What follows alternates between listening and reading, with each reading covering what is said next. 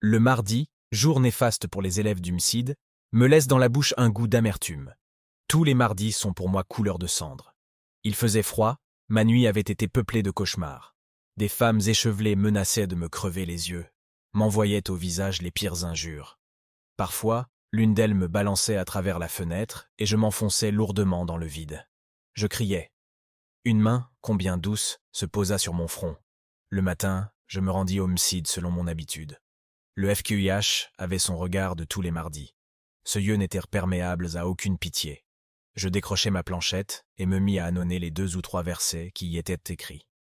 À 6 ans, j'avais déjà conscience de l'hostilité du monde et de ma fragilité. Je connaissais la peur, je connaissais la souffrance de la chair au contact de la baguette de cognacier. Mon petit corps tremblait dans ses vêtements trop minces. J'appréhendais le soir consacré aux révisions.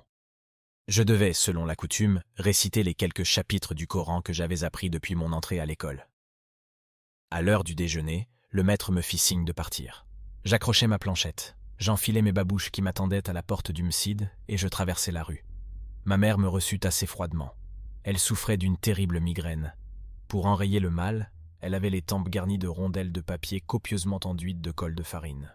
Le déjeuner fut improvisé et la bouilloire sur son brasero entama timidement sa chanson.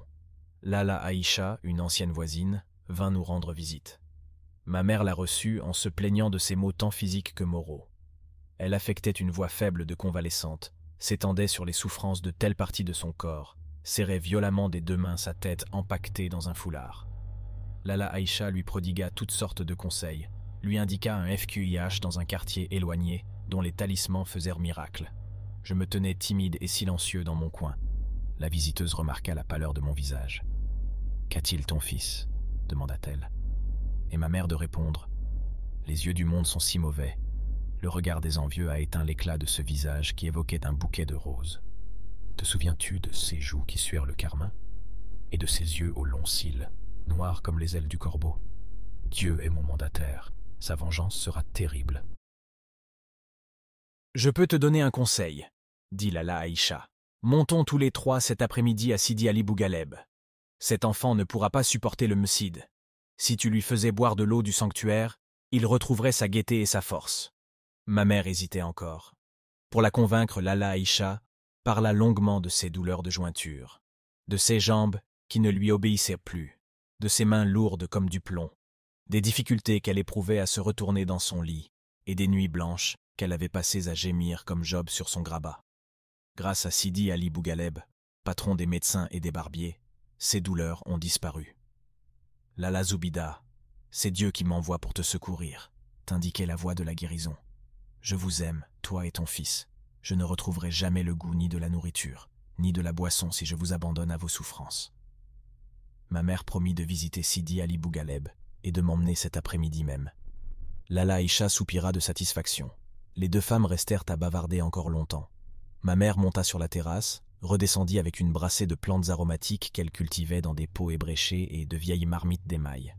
Elle parfuma son thé de verveine et de sauge, proposa à Lala Aïcha une petite branche d'absinthe à mettre dans son verre.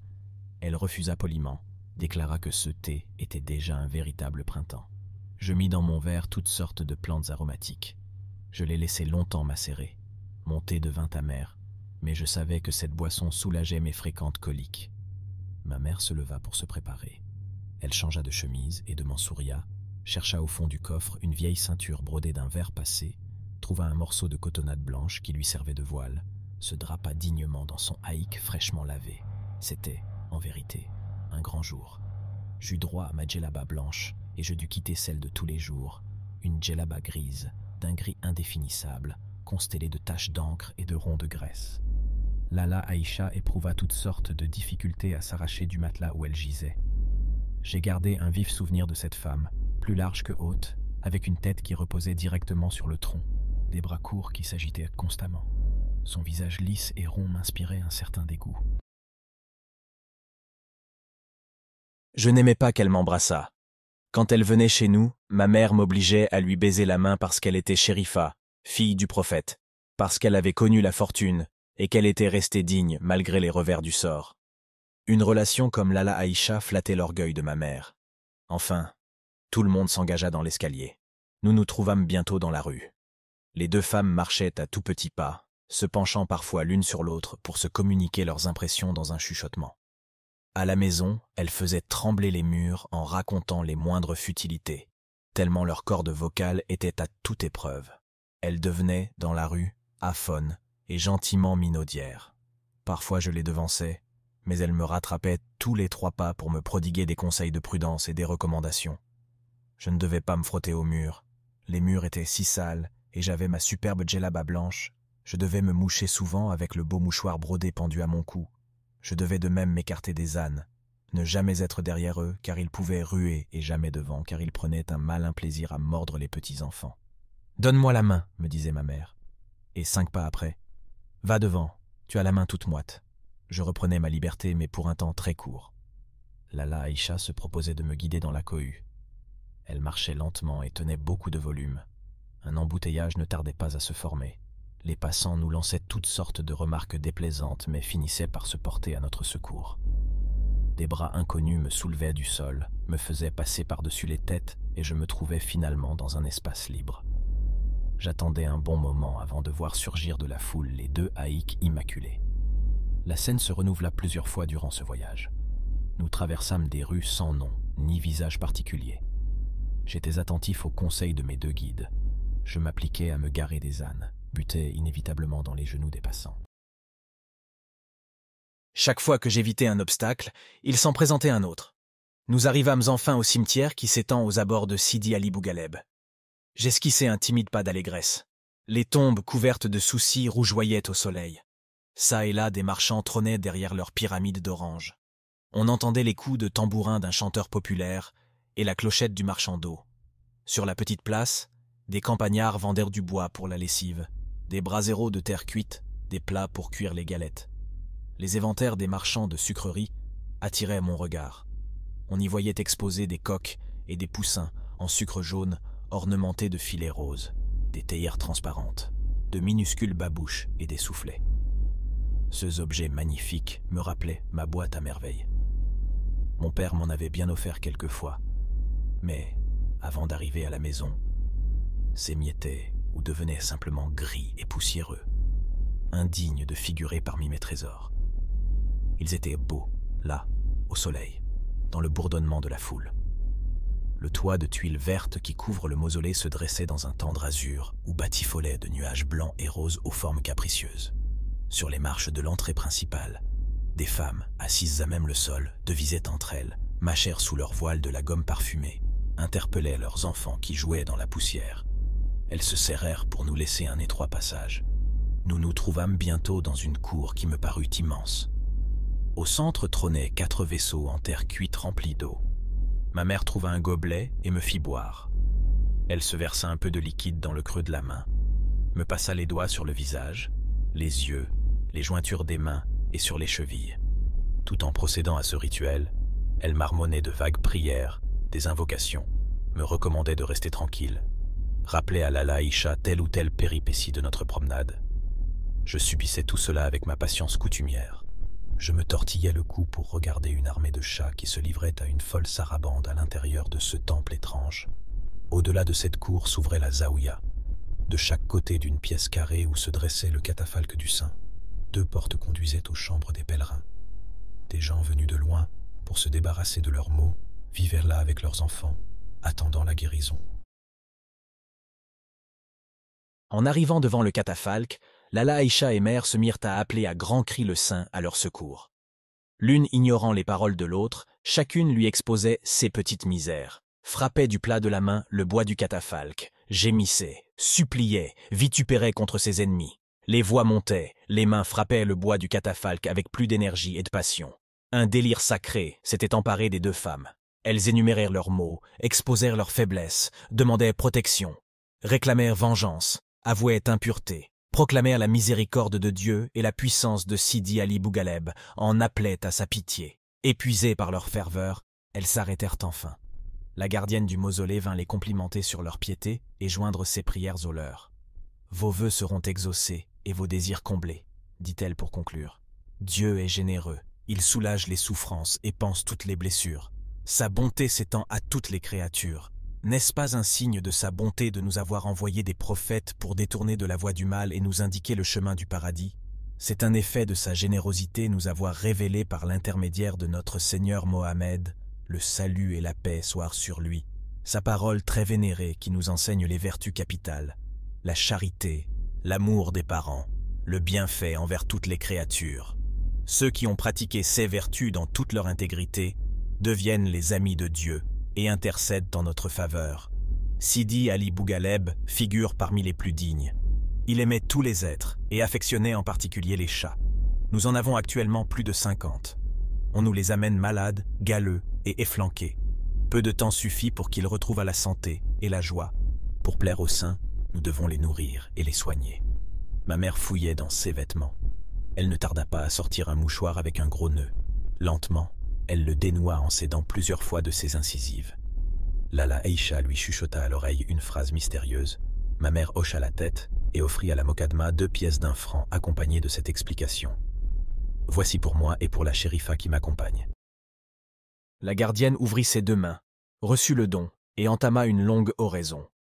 Des femmes arrivèrent de l'extérieur et se joignirent à notre petit groupe pour bénéficier de ce moment de grâce, pour profiter de cette rosée spirituelle qui rafraîchit les cœurs.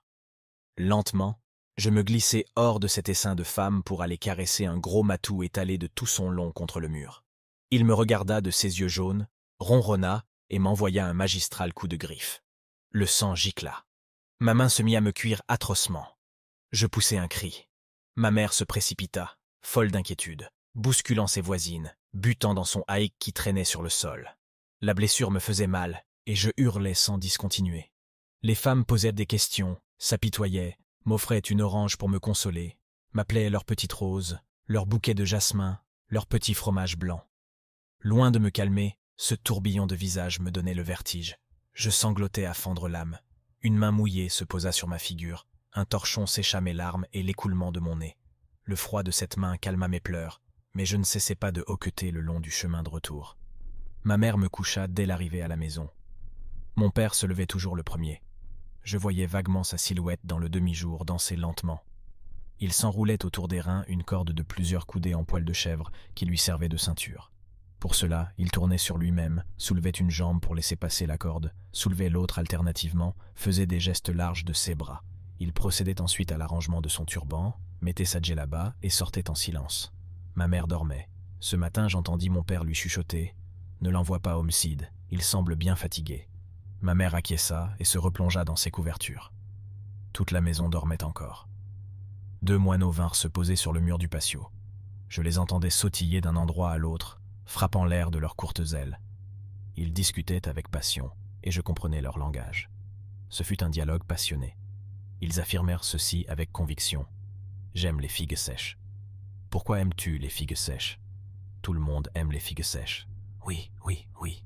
Tout le monde aime les figues sèches. Les figues sèches, les figues sèches, les figues sèches. » Les ailes froufroutèrent.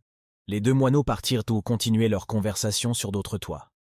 Je comprenais le langage des oiseaux et de bien d'autres bêtes encore, mais ils ne le savaient pas et s'enfuyaient à mon approche.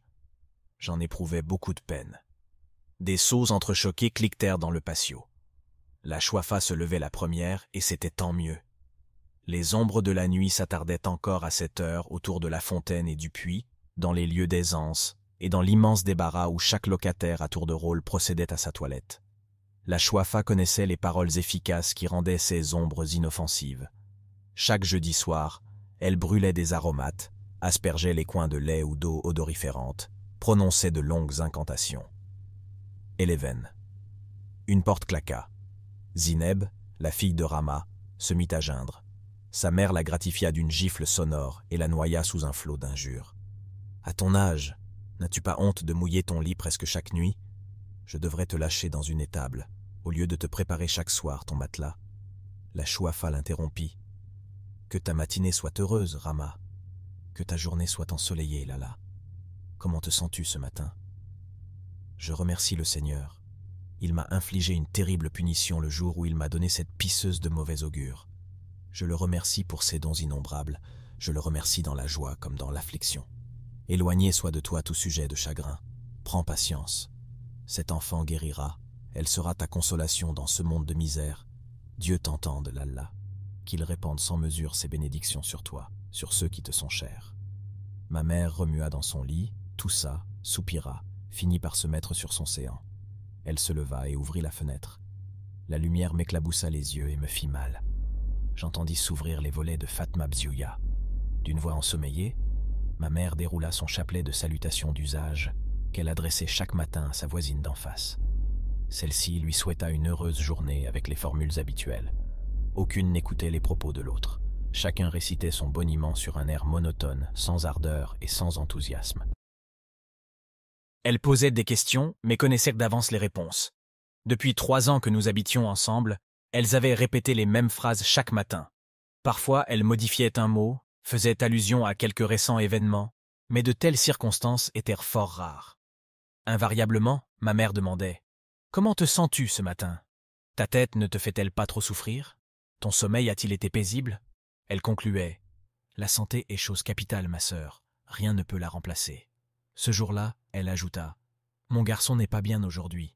Dieu éloigne de toi et de ceux qui te sont chers le mal, et crève les yeux à ceux qui nous envient. » La voix de la Chouafa monta du rez-de-chaussée. « Lalla Zoubida, que ta matinée soit bénie. Dieu éloigne de toi tout motif de peine et te conserve, toi et les tiens, en excellente santé. » Ma mère répondit « Que ta journée soit lumineuse et pleine de bénédictions. Comment te sens-tu ce matin? Dieu veillera sur ton bonheur et sur celui de tous ceux qui te sont proches. » La Chouafa enchaîna « Ne t'inquiète pas pour ton fils, les amis de Dieu veillent sur sa santé. Il a des protecteurs dans le monde visible et dans le monde invisible. Je sais qu'il est chéri des puissances bénéfiques. Quand il sera homme, il sera un sabre parmi les sabres, un guerrier invulnérable, une ruche au miel recherchée pour sa saveur et son parfum. »« Lalla, » dit ma mère toute remuée, « le miel et le beurre coulent de ta bouche et l'odeur du paradis parfume ton haleine. » Et ma mère, extatique, les yeux au ciel, ajouta « Seigneur qui m'écoute du haut des cieux, répands tes trésors inépuisables, ô toi maître de tous les trésors, sur cette femme de bien. Qu'elle soit vénérée comme elle le mérite dans ce monde et qu'elle bénéficie de tes largesses dans l'autre. Que sa vie soit couronnée par l'accomplissement du pèlerinage aux lieux qui nous sont chers, à nous tes esclaves auxquels tu as révélé la vérité par l'intermédiaire de ton prophète. Le salut soit sur lui, sur ses compagnons et ses proches, le salut et la paix. Amin, ô Dieu de l'univers, ô Dieu de... » Amin, répondirent en écho toutes les femmes. Pendant ce cérémonial, je m'étais levé et mis en djellaba. Mes oreilles bourdonnaient un peu, mais je ne me sentais nullement plus fatigué que d'habitude. La perspective de rester à la maison toute la journée, loin du FQIH et de sa baguette de cognacier, me rendait tout heureux. Nous étions mercredi, le jour suivant était ordinairement jour de congé, et le vendredi l'école n'ouvrait qu'après la prière de midi. J'avais devant moi 2 jours et demi, 2 jours et demi à vivre comme un prince. Ma mère m'aida à faire mes ablutions et s'affaira, dans le réduit qui lui servait de cuisine, à activer son feu. Toute la maison retentissait du bruit des soufflets. Il faisait un éclatant soleil. Bientôt la table fut mise. Il y avait des œufs frits à l'huile d'olive et du pain frais. Nous nous mîmes à manger. Halal, le mari de Fatma Bziouya, jardinier de son état, fit entendre sa voix à l'entrée de la maison. « N'y a-t-il personne? Puis-je passer ?»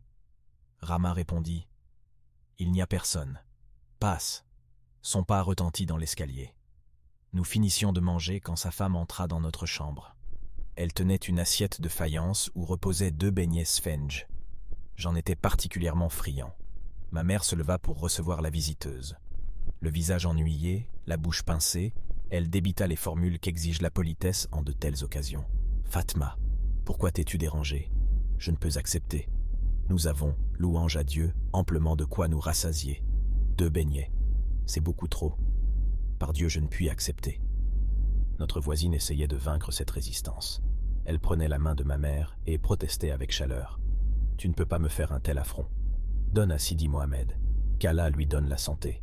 Tu ne peux pas refuser, c'est si peu de choses. » Enfin, ma mère remercia. « Dieu te comblera de ses bienfaits et te fera goûter des nourritures du paradis qu'il réserve à ses élus. Dieu ouvrira pour nous toutes les portes de ses trésors. » Fatma alla rejoindre son mari, et ma mère poussa de mon côté l'assiette avec les 2 beignets. « Mange-les, toi qui les aimes, » me dit-elle. Mon estomac ne supporte pas les beignets. Je me régalais. Un apprenti de mon père, que tout le monde appelait Driss le Teigneux, frappa à la porte d'entrée. Il demanda un couffin pour faire notre marché. Ma mère lui recommanda à haute voix de choisir une viande sans trop d'os et des fèves vertes bien tendres. La situation de mon père était assez prospère. Nous pouvions nous permettre de manger de la viande 3 à 4 fois par semaine. Papa, d'origine montagnarde comme ma mère, après avoir quitté son village situé à une 50aine de kilomètres de la grande ville, avait au début éprouvé des difficultés à gagner sa vie et celle de sa jeune épouse. Dans son pays, on était pillard et paysan. À Fès, il fallait pour vivre exercer quelque industrie citadine ou monter un petit commerce. Dans notre famille, vendre et acheter a toujours été considéré comme le métier le plus vil. Mon père se souvint avoir été, à un moment de sa jeunesse, dans l'atelier de l'un de ses oncles maternels, tisserand de couverture. Il s'acheta donc un minimum de matériel, loua un coin dans un atelier et s'installa tisserand. Deux faisait honnêtement son travail, améliorait de jour en jour sa production. Bientôt, ces articles furent très disputés et le ménage jouit d'un certain confort. Mon père avait un vieil ouvrier avec lui sur le métier. Driss le Teigneux garnissait les canettes et faisait les commissions. Driss venait 2 fois par jour à la maison, le matin acheter les provisions et au milieu du jour chercher le déjeuner de son patron.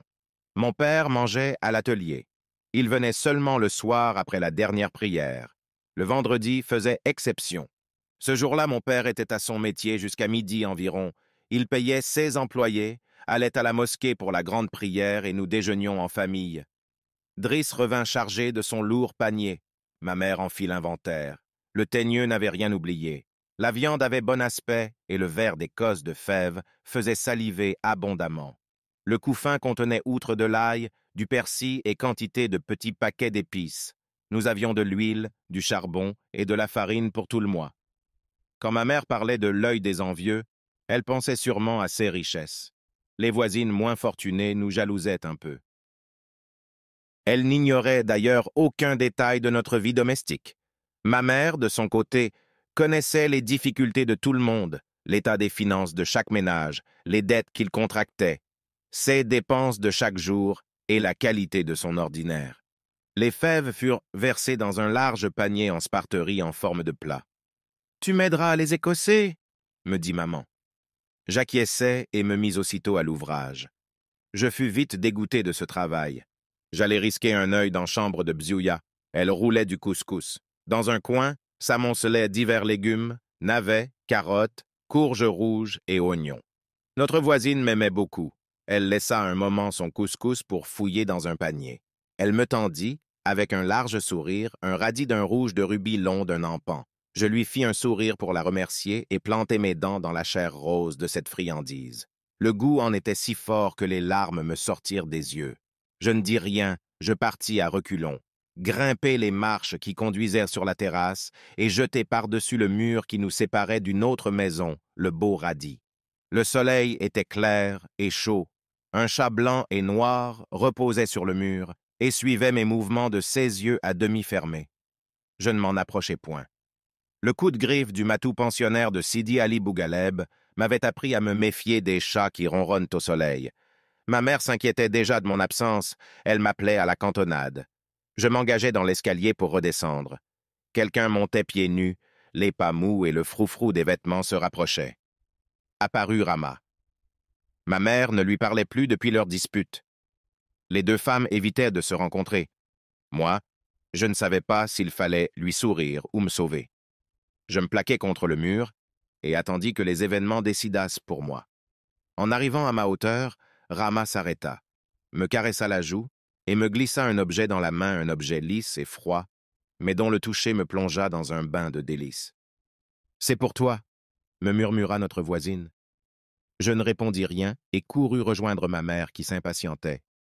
L'objet était toujours dans le creux de ma main et dégageait une fraîcheur d'eau de source. Installé dans un coin de la pièce, j'osai enfin le regarder. C'était un gros cabochon de verre à facettes taillé en diamant, un bijou fabuleux et barbare, provenant à n'en pas douter de quelque palais souterrain où demeurent les puissances de l'invisible. Était-ce un message de « ces lointains royaumes » ? Était-ce un talisman ? Était-ce une pierre maudite qui m'était remise par notre ennemi pour attirer sur la colère des démons? Que m'importait la colère de tous les démons de la terre? Je tenais dans mes mains un objet d'une richesse insoupçonnable. Il prendra place dans ma boîte à merveilles, et je saurai découvrir toutes ses vertus. Ma mère me trouva dans mon coin. Elle me jeta un regard négligent et dit « Encore un bout de verre! Fais attention de ne pas te blesser. »